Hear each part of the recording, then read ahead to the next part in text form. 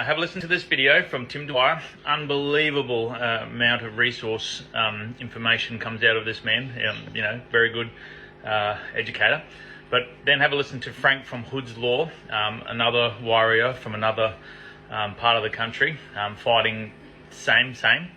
But then I'll add in the part about the Interpretations Act that I learnt off Romley and off Rowan, and just see how slippery it is, where the best in the country are calling them out for the fraudulent nature of trading insolvent. And I believe that they're not, because we've signed up as the debtor and they use our SESQV trust as their equity or as their backing for their debt. So that's why I reckon he's right, but he's not giving them the credit for the system that they've got in the background. Now, this is the document, the letters patent that created the office of the Governor-General by Queen Victoria, and on the bottom of it there is her seal.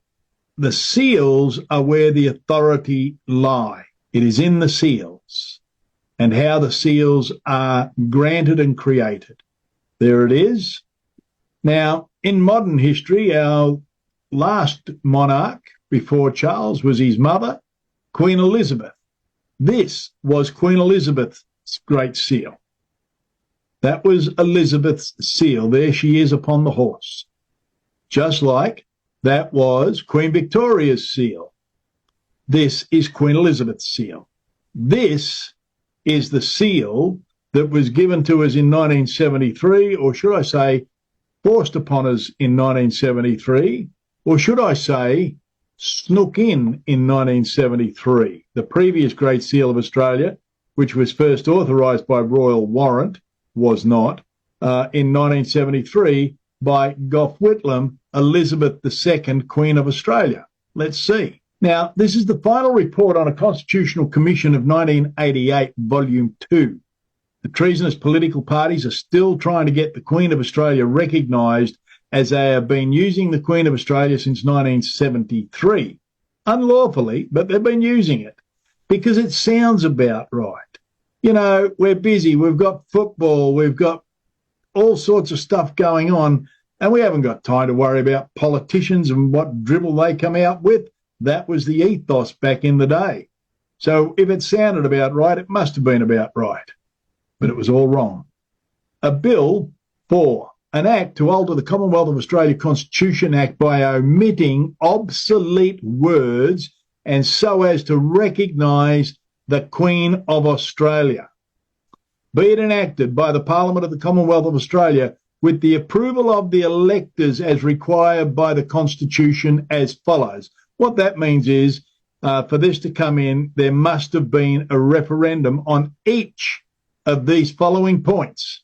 Each point, because it alters the Constitution.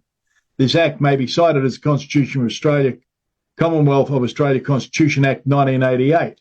The Commonwealth of Australia Constitution Act is altered by omitting the words. Now, remember what it said, obsolete words, right? Omitting of the words, be it therefore enacted by the Queen's most excellent majesty, that's the PowerPoint, that's where the energy is, the most excellent majesty, by and with the advice of the consent of the Lords Spiritual, Lords Temporal, and the Commons in this present Parliament assembled, and by the authority of the same as follows. They wanted to pull all that out. That's their theory. Get rid of the Crown, get rid of the Commonwealth. Next bit. Act extended to the Queen's successors. Section 2 of the Commonwealth of Australia Constitution Act is altered by omitting of the words the United Kingdom and substituting the word Australia. You see, this is Gough Whitlam and Bob Hawke's socialistic, communistic, gradualism, wet dream to have Australia an absolute basket case that they control. Operation of the constitutional laws, Section 5 of the Commonwealth of Australia Constitution Act is altered by omitting all the words after and including and the laws of the Commonwealth. Well, let's do that. Repeals Section 7 and 8. And one of the interesting things about Section 8 is it talks about the Colonial Borders Act, and it takes all the colonial borders out. The states' lines stay there, but they're no longer borders. There's no longer a need to show documents to cross the line, and there never will be again after what they did to us through COVID. But they took all this out. This is their way of doing things.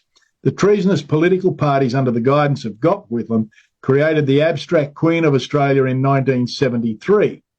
There's her sign. There's her seal there. Gough Whitlam created that. The Queen didn't create that. Gough did. There's the Queen's emblem. That's her seal. Come forward to the current day. Constitution of the Commonwealth of Australia. Continued use of the Great Seal of Australia authorised for use by Royal Warrant 19th of October 1973. So the fraudulent seal, right? And now the General, the Honourable David Hurley, AC, DSC, retired, Governor-General of the Commonwealth of Australia, acting with the advice of the Federal Executive Council, because he gets told what to do by the council. He doesn't make his own mind up anymore. He's gone now. But the Executive Council tell him what to do. And under Section 61 of the Constitution of the Commonwealth of Australia, authorised the continued use of the Great Seal of Australia, which was first authorised for use by Royal Warrant 19th of October 1973, pending the granting of a new seal by King Charles III. So they were to get a new seal from King Charles III, which would have him standing there with a sword or a horse or something, but it would be his seal. Now, this was done in September 2022. So this has been in process for 2 years. And this is what they've got. I know for a fact that King Charles did not have one thing to do with the design of this thing. It looks like a big 50-cent piece, really. There is no monarch listed on there. There is no crown authority on that seal. That seal, what it actually is, and you have to get your head around this, that seal is the company seal of the corporate Commonwealth of Australia and nothing else. That seal only has authority over the employees of the corporate Commonwealth of Australia. That seal has no claim on you or me or anybody else living in this country. That is simply, look, I've got two companies, I've got two different seals. This is just a company seal for the corporate Commonwealth of Australia. Now, Rod Cullerton, I'm going to go through this. I've shortened it down a fair bit. This was a Freedom of Information letter, and you can find these documents that I put up here. You'll find them on our website, ourtrueaustralia.com, and you'll find these documents, right, in their full, right? So, Mr. Cullerton, Freedom of Information Act, decision letter. The purpose of this letter is to give you a decision about your request to access documents under the Freedom of Information Act 1982, which your submission to the Attorney General's Department, the Department. Your request on 2nd of September 21, you wrote the Department request access to the information regarding the Great Seal of the Commonwealth of Australia and termination. On the 6th of September 21, you were advised that your correspondence had been provided to the relevant officers for consideration. On the 15th of September 21, an officer of the Department of Freedom of Information and Privacy Section acknowledged your request to B4. Now, here we go. In light of the letter of Mr. David Lewis dated the 16th of August 21 in response to my request for information dated 22nd of July 21, and my reference above regarding the authority to terminate the Great Seal of the Commonwealth of Australia, I request the instrument that overrides, suspends or terminates the indissoluble federal Commonwealth under the Crown of the United Kingdom, as qualified by the second clause that binds the Crown and the fifth clause that binds the people, that ought to have been in place at the time, 1973, in making the change of authority to the Australian government. with reference to the termination of the Commonwealth by substitution of the jurisdiction taking to be solely under the authority of the Australian government without the Crown, I request the acknowledgement of the Australian people via the alteration by process of Section 128, referendum. Let's have a referendum. Do you want to change the Great Seal? Right? It's part of the Constitution, or otherwise termination of the Commonwealth and substitution in current practice today. With reference to the termination of the Commonwealth, I request the publication of sufficient notice to the Australian people of that change. In light of the current text of the Constitution and prefacing clauses in the light of the celebration of the centenary of the Commonwealth held in 2001. So what they were asking for is, show us the referendum or the documents that allowed the Parliament, the then Parliament in 1973, to just terminate the Great Seal of the Commonwealth and change it to the Great Seal of Queen Elizabeth II, Queen of Australia, the fictitious watery tart out of Lake Burley Griffin.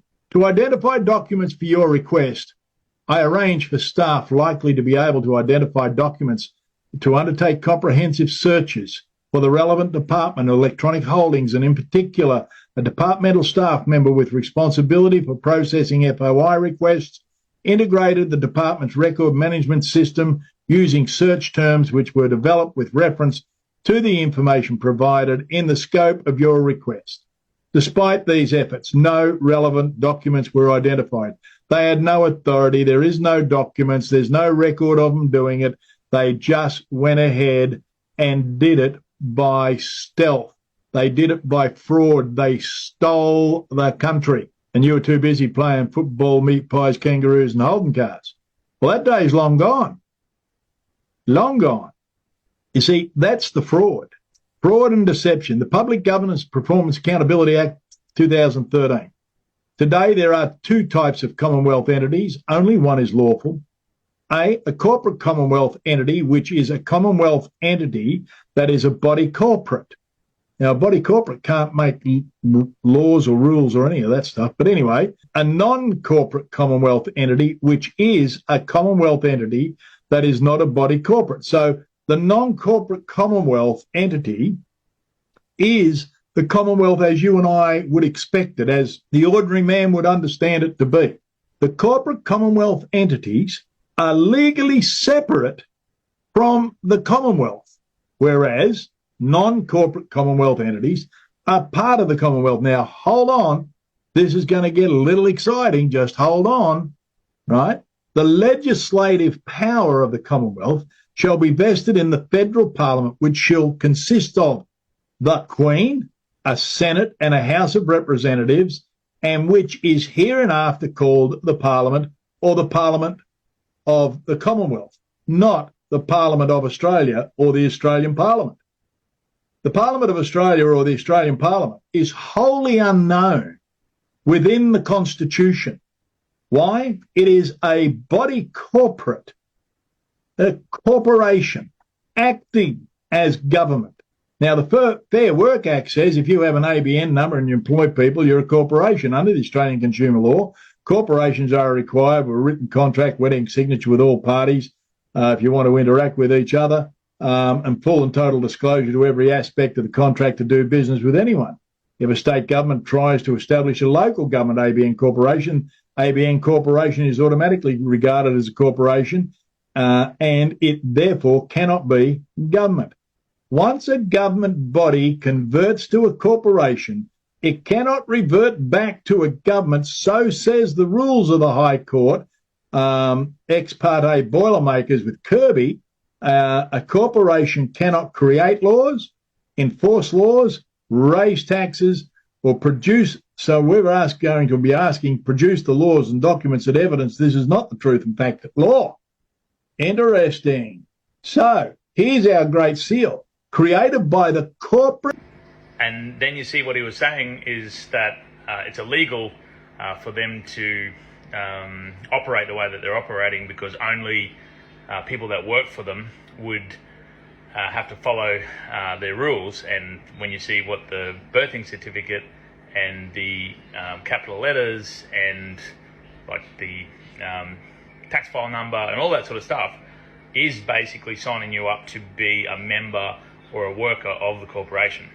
The Western Australian Acts and Amendment and Repeal, and in brackets Court and Legal Practices Act 2003. Now you have to go to Part 8, Section 121, the Bail Act 1982 amended. So the Acts and Amendment Repeal, blah, blah, blah. Section 4. Section 63 is amended by deleting the Crown and inserting instead State or Commonwealth. Okay? So right there, deleting the Crown, inserting State or Commonwealth. So, in 2007, they brought in the Australian Citizenship Act, but this act was brought in 2003. This is Julia Gillard. So, because it's a Labor Party, the wheels were set in motion back in the 70s with Whitlam, but the 86 Act was what severed the laws from the Crown, and then they kept going behind the scenes, right, through the state. This is what they do with the Politicians' Republic. So they start getting rid of the Crown, or they have got rid of the Crown, and they've replaced it with the word State or Commonwealth, and that's the Commonwealth of Nations. That's what they're referring to. They're not referring to the Commonwealth of Great Britain and all that. It's gone. Right. So I'm trying to understand this legalese bullshit that they have out there, because it makes it very difficult to define where the corporatocracy finishes and where the living man and women start. Because when you define people as persons in any act, expressions used to denote persons generally include a body politic or corporate as well as an individual. You need to understand that as well as means something different. As well as means interchangeably used but implies in addition to. As well as is a conjunction that means in addition to. So why is individual, as in a corporate addition to? Why isn't it the way that it should be written, which would be includes a body politic, comma, corporation, comma, corporate entity, or an individual?